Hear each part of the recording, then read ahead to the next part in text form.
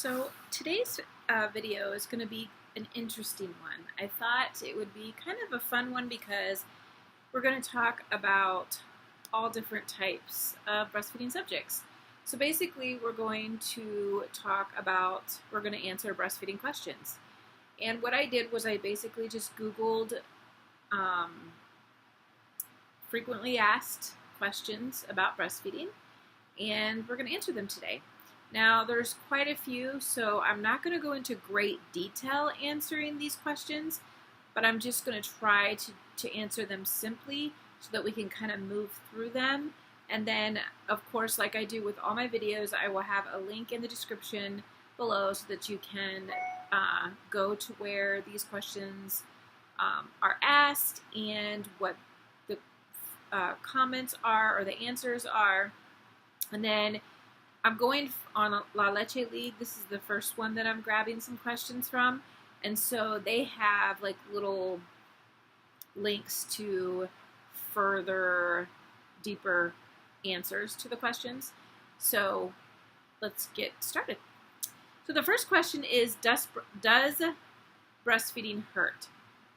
Now, this is a common question, and it's a very highly, that's what I want to say. It's very highly thought about. Let's just put it that way. And when breastfeeding is done correctly, which means when the baby is latched correctly, when when everything is going well, there should be no pain. And I've said this many times in my videos. You may experience a little bit of discomfort in the beginning. You may have a little bit of discomfort when milk lets down, all that kind of stuff, but it should not be painful. How do I know that my baby is getting enough milk? Another very highly asked question. And the simple answer is, what goes in must come out. So the best way is to look at diaper output. And you're looking for 6 wet diapers a day after day 6. So once the baby is a week old, you want to start looking for 6 diapers in 24 hours. You're looking for 2 to 3 of those diapers to be stool. So I always would tell mom that's kind of like the 24-hour diaper test. You pull out 6 diapers, you look at the clock, and 24 hours later, if you've gone through all 6 diapers, plus some, you most likely will go through a lot more than that.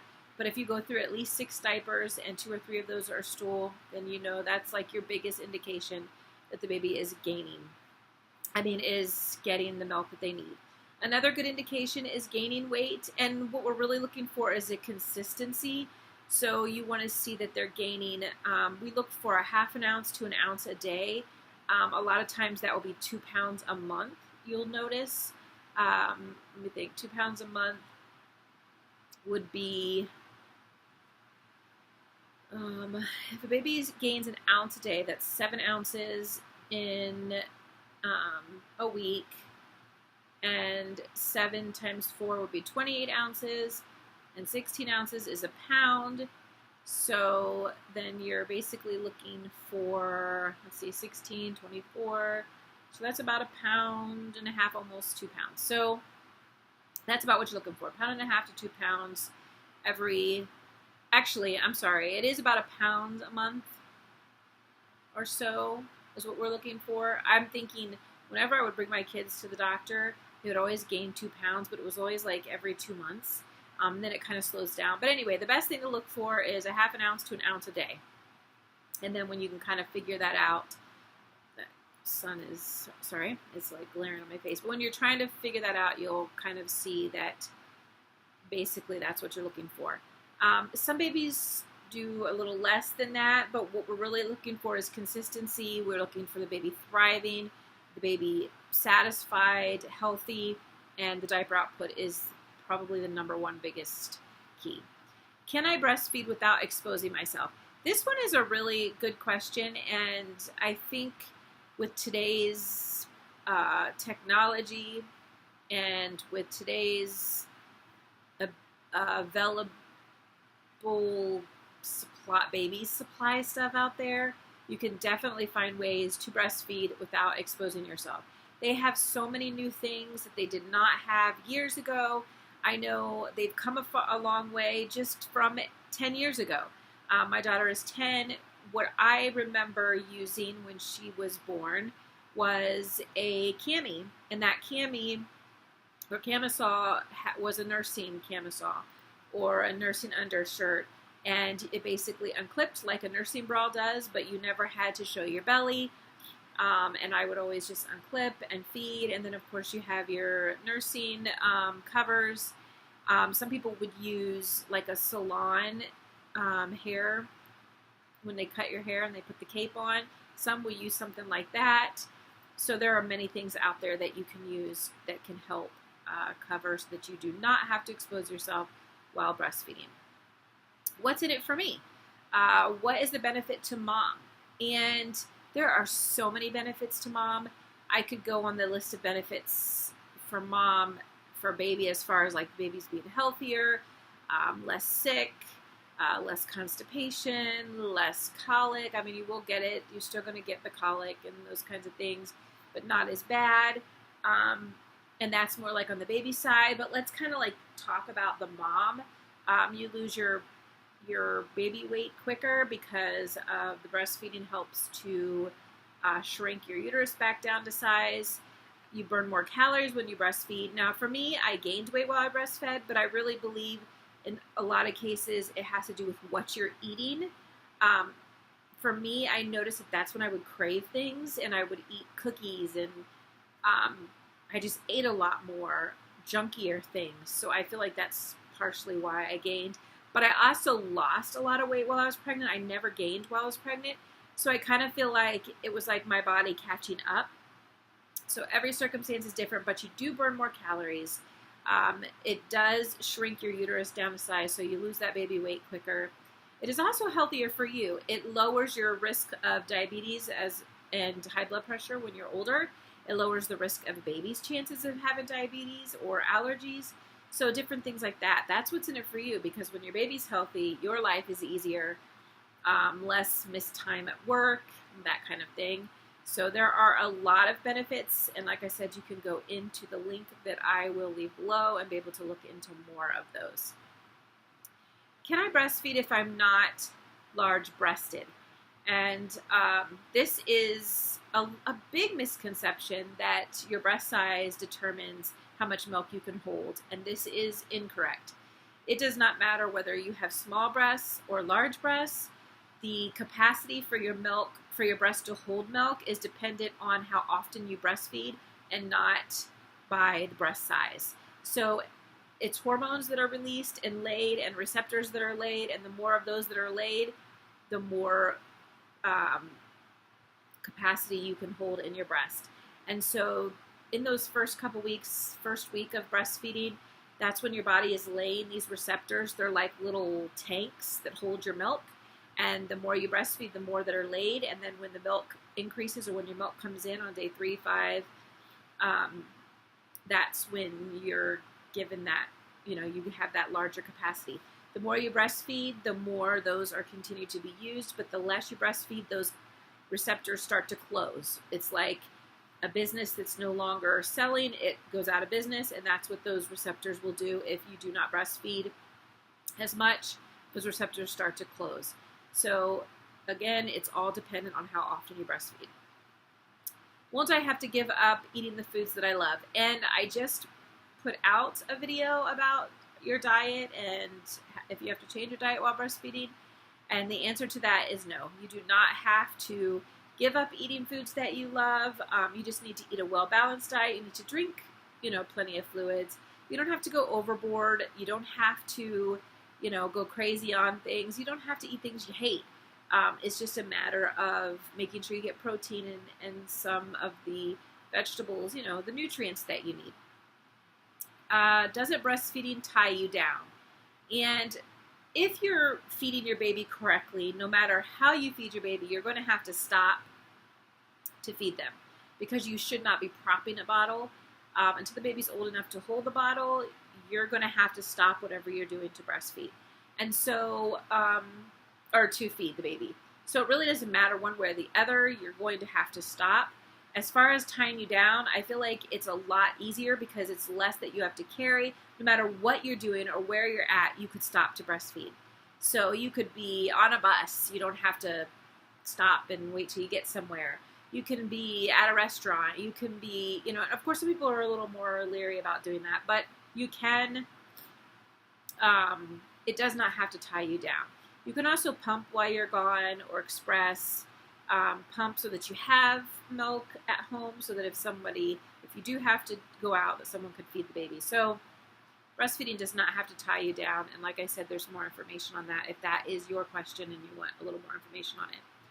What's so special about human milk? Again, this is another topic that I just released a video on. And, you know, I have to say there's so many benefits to human milk. It's for the human baby. And it provides, you know, antibodies for the baby. It provides the nutrients that the baby needs and the amount that the baby needs it. It changes according to your baby's needs and according to your baby's age. So when your baby is a certain age, it provides a lot more fat. As the baby gets older, it lessens that amount of fat. If your baby gets sick, it reads what the baby needs and it provides more of it. I have a video that shows, I think in the thumbnail, the difference between where one mom, she was pumping every day and her baby started to get a little bit sick and she noticed this big difference in the color of her milk. Her milk looked like colostrum on one day, and then the next day it was, or a couple days later, it was back to its normal, like a white, bluish color. Whereas it was like very strongly yellow and thicker, and this is because her body created a bunch of antibodies to give to the baby. So your breast milk changes to meet the needs of your baby. So there are so many special things about your milk that is meant for you, that is great for your baby. Why do people say breastfeeding is important? Again, this is some of these are harder to answer quickly because they do require a little more science behind it. The fact that your breast milk is perfect for digestion. It only takes about 90 minutes for your milk to go through their system to provide the baby what they need and to get rid of what they don't. And very little is not needed. Pretty much everything goes where it needs to go. And, you know, it's so important for your baby. And they're learning more and more every day what, sorry, I keep moving my hair, but then that shine, I apologize. They're finding every day that the benefits of, you know, what this breastfeeding does for your babies. Hormone, you know, providing the proper immune fighting system. It prepares the stomach for food by kind of like it acts as a coating while the stomach is still forming, closing the walls of the stomach. There are just so many benefits, and I just can't even spend that much time on it. That in itself is a video all on its own. Why bother with breastfeeding when I know, let me see, that I'll be returning back to school or work? This is our famous thing. Every ounce counts. So whatever amount of breast milk that you can get into your baby is going to make your baby stronger and healthier than if you didn't put any at all in. And so it is just so beneficial to them if you choose to stop breastfeeding after you return to work, even if it's 2 days, even if it's 4 weeks, whatever it is that you choose to breastfeed for however long, it is going to benefit your baby greatly. Those first couple of days, colostrum is like a honey consistency, and that's what is used to coat the stomach. It kind of like protects it because the stomach is kind of open, the walls are kind of open, and so when the colostrum coats the belly, it kind of protects it from anything that's hard for the stomach to digest. So certain proteins that might be in the milk, it would be harder for the stomach to digest. So when that colostrum alone gets in there and protects that baby's stomach, it helps the baby's digestive system to be able to digest those proteins without causing any harm. And if you don't have colostrum, it can affect more, just more gassy, more constipation, diarrhea, just different sensitivities that could be avoided. Will I be able to satisfy my baby? Definitely. Your body creates a ton of milk in the beginning, and it lets you determine how much milk you need by how often the baby feeds and how much of the milk the baby takes from the breast. Any milk that's left in there, it tells the body it's too much. If the baby sucks on an empty breast, it tells the body we need more, and then the body will increase the amount that it was making. So yes, you should. It's very small percentage of women that struggle with milk supply. This is like maybe a hormonal issue. Whereas you might struggle with the milk supply issue due to the baby not being able to latch correctly and not emptying the breast correctly and those kinds of things. But as far as like just the natural ability, yes, you do have that. Your body's designed to be able to feed that baby. Another concern I've always noticed is moms worried about dads or other family members not being able to feed the baby and bond. And there are a lot of other things that dads can do besides feed. Now, that doesn't mean that they can't feed. We usually just say to try to avoid the bottle for at least 2 weeks, if not up to about a month, so just so the baby can get good at the breast and have lots of practice on the breast. And then once they're good at that, then you can introduce a bottle.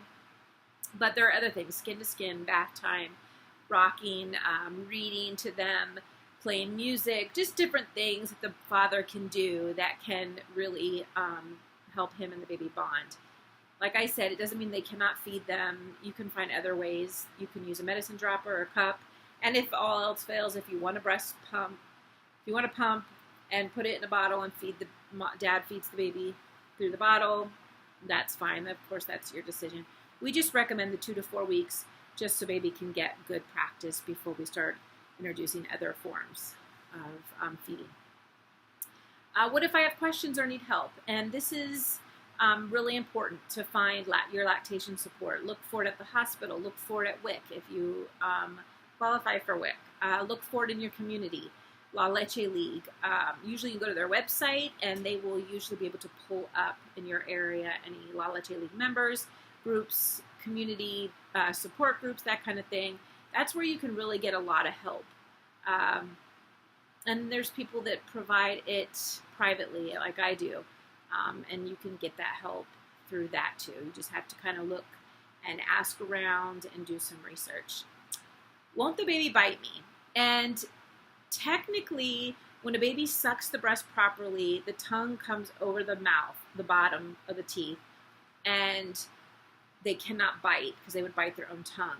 It's when they're playing around with the nipple, when they're not really feeding, that they start biting. And there is, some tips that you can do to avoid that. Personally, I've never experienced my babies biting me, but that doesn't, and I know a lot of moms that have. So you can just kind of research that and get a lot of good information on what moms have done to avoid it or to make it not become a habit or a problem. A lot of times teeth come a lot later in the breastfeeding experience, and so or relationships, so sometimes you may never even get to that point. My kids didn't have teeth until after a year old, or about a year old, and so I never had to deal with the biting. And then those that did come a little bit earlier, I just never had an issue to where I had to worry about it. So it's not like everybody experiences it kind of thing. So those are the questions that I got from La Leche League website. I will put that link in the description. If you have any other questions, feel free to leave a comment below and I will be sure to answer them. I'm going to have a second video that is going to cover on another website. I believe it's either American Academy of Breastfeeding or Pediatrician, or it's CDC. I cannot remember, but I will put that up next. And you guys have a great day.